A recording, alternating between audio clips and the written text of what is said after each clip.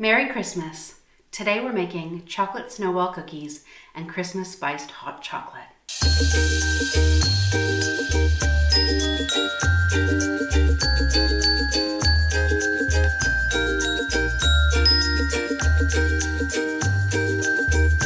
Happy Christmas everyone, and welcome to Black Cat Kitchen.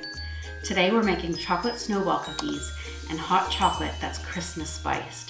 The hot chocolate has cinnamon and nutmeg in it, and it really just brings that festive feel. It's my Christmas Eve treat. And these cookies are more like a brownie. They are so fudgy on the inside, and they just look so beautiful on any Christmas cookie plate.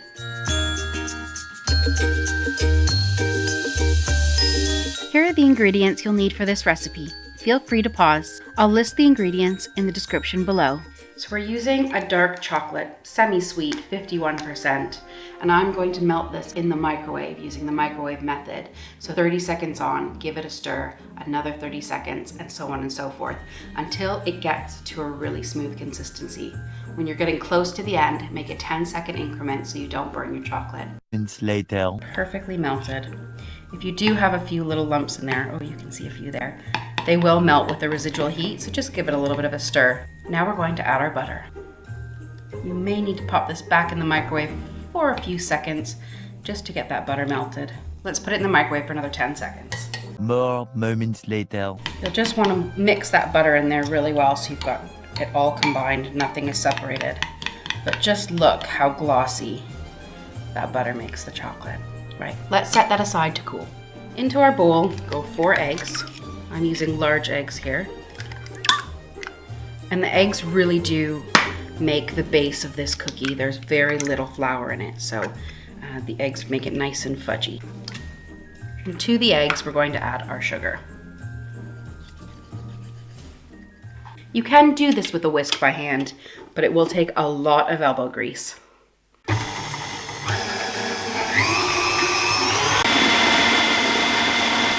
Now's a great time to add in your vanilla, 2 teaspoons or more. Once your dough has gone a really pale yellow, you'll see it's really thickened up. We're going to add our chocolate into this. Make sure your chocolate has good and cooled before you add it in. You don't want scrambled egg. And in goes that luscious chocolate. And we'll get that mixed up until all of that chocolate's been incorporated.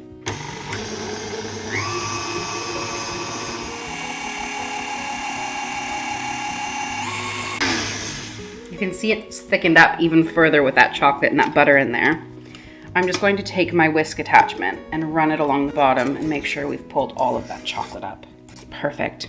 Let's get our dry ingredients mixed up. You can see it really isn't a lot of flour in this recipe. If you're in the UK, I've used bread flour because I find plain flour doesn't really hold up here, but all-purpose anywhere else will work just fine. So into our flour, we've got baking powder and salt. And I'm just going to give that a little stir. And it's important to mix your dry ingredients together before they go into the mix so that all of that baking powder and salt is perfectly incorporated and you don't get little lumps throughout your cookie. Into our mix goes our dry ingredients. Just give that a good mix until it's all combined.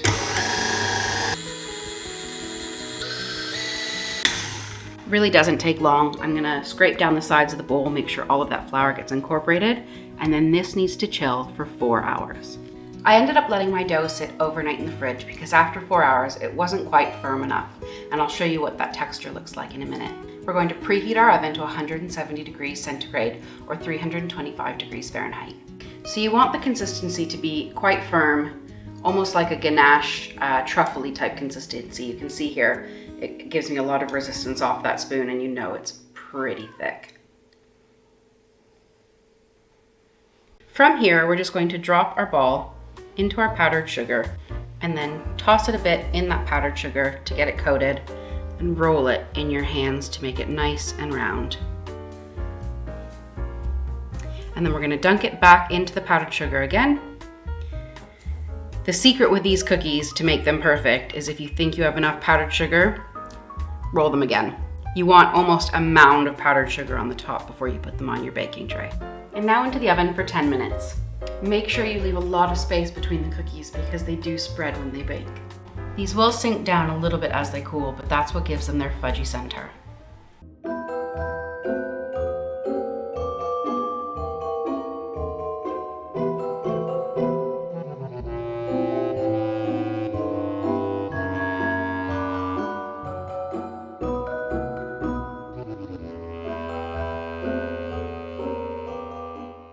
Are you going to be on Santa's nice list, Gordon? Yes, I think so too. You've been a very good boy this year. While the cookies are cooling, let's make our hot chocolate. Here are the ingredients you'll need for the hot chocolate. Start by chopping your chocolate. Put it into a medium-sized saucepan and add in a splash of milk.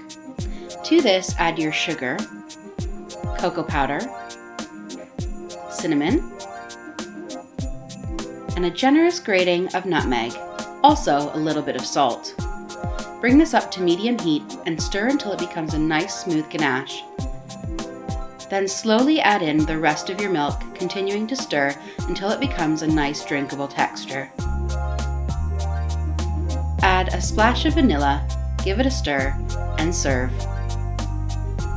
You can top it with whatever you like, but I like mine with a little bit of whipped cream, some marshmallows, and another generous grating of nutmeg.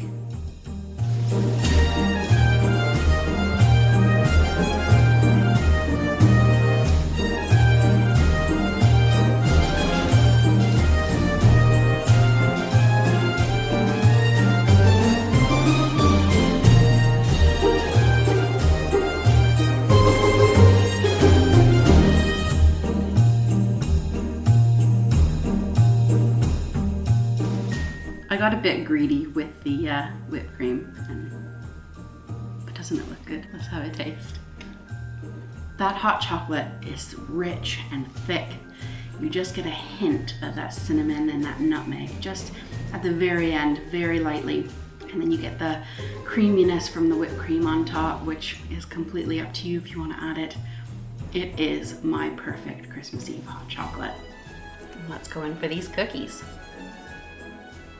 Don't they just look like little mountains with snow covering the tops of them? I absolutely love these.